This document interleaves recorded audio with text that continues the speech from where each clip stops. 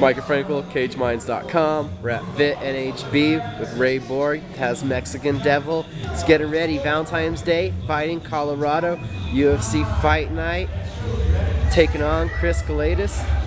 How you feeling, Ray?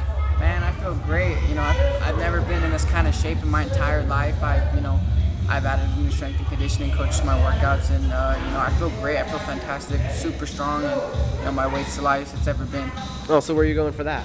I see this guy named Dwayne down at Snap Fitness on 4th and Manal. Great guy, really, really good. Knows what he's doing. So taking a page out of some of the teammates' books, I know Tim and Brenda, they're also over there, Snap Fitness. Yeah, I had to, man. I mean, Tim Sosa, when he first started, he wasn't nearly as strong as he is now, and seeing that from grappling with them, I'm like, okay, maybe I should get this guy up.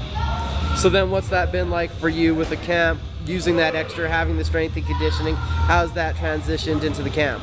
Good, man, good. I feel way stronger. I don't get out muscled by anybody anymore. I mean, I don't have to just rely on just my speed and scrambling to get out of positions. I can, strengthen my way out of things now, and it's helped me out in all realms of the game, cardio-wise, strength-wise, everywhere. About 8 months off now. So talk about the time that gave you to just improve everywhere. It was a little bit longer layoff than I wanted, but stuff happens, and I had a good amount of time to focus on my strength and conditioning, my kids' class. Not only that, being an adult, working on becoming an adult, paying bills. So it's given me a lot of time to grow as a person, and also as a fighter. 1-1 in the UFC, but within a scorecard of being 2-0. So what have you learned from these first two fights? Finish it as fast as I can. Finish it as fast as I can, collect my checks, and go home, man. I feel like I won against Cesar Ortiz, but I'm not gonna, bitch and moan about it. It happened. If we get to fight again, cool. I'll put him away this time, but I'm not gonna focus on that fight. I put that fight behind me, and I'm just moving forward now. So what were the emotions like with that win, getting it first round choked, not letting it get anywhere near the judges when you're able to reflect? What were those emotions like? That's how I wanted it. We originated a different game plan. I thought, we thought that we can outbox them, which, we could have outboxed them, out-wrestled them everywhere, but, got in there, I'm like, you know what, I just want to get this first UFC win out of the way as fast as possible, so, it paid off. Went in there, did my thing, and came home with a nice check, so it was cool. And now switching gears, Chris Kelades. We saw him be very tough in his UFC debut, so what are your thoughts on your opponent? You just said it, he's tough. I mean, I don't feel like he's a threat for me anywhere. I don't feel like he's got better, no way he's got better wrestling than I do, no better, scrambles, and, now they're going to see that he don't have better boxing than I do. I have better kickboxing, Muay Thai. All realms of the stand-up game is better than him, and him being tough, that's not something I've had to, luckily I've fought some dudes outside the UFC who's kind of prepared me for that. I mean, if I ever meet a fighter, as durable as Angela, that's going to be a rough one. So, I mean, he's durable, but that's it. I'm just going to put him away like I do everybody else.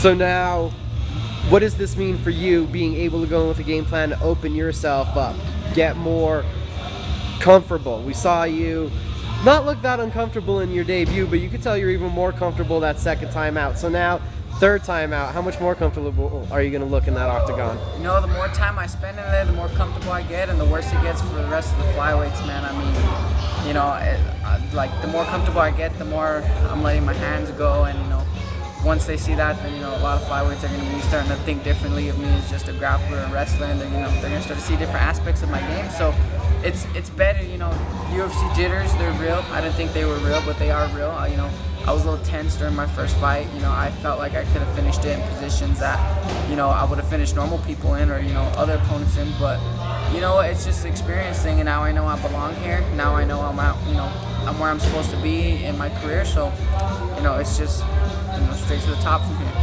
And then, what is it like being one of the handful of the youngest fighters right now active in the UFC? It's cool, man. It's a great accomplishment.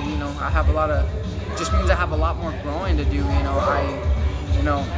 not, like, I'm over here fighting guys, way older than me who, are just making it into the sport, and I haven't even hit my peak yet, man. And look, I'm beating these guys, so I'm excited to be part of the young youth, the UFC guys, to show them that sometimes you need the youth on your side. And then what's your message for the fans? Message for the fans is, check me out on Valentine's Day. Fox Sports 1, first fight on the main card. A great way to spend it with your loved one, and buy them a box of chocolate, watch me kick some ass, and follow me on Instagram and Twitter at Taz Mexican UFC. Anyone you need to thank? I just want to thank my entire team here at Fit. My coaches Tom, Arlene, John, Judy, and also my strength and conditioning coach Wayne, and just all my sponsors who've helped me out here. Thank you, Ray, for the time. Thank you.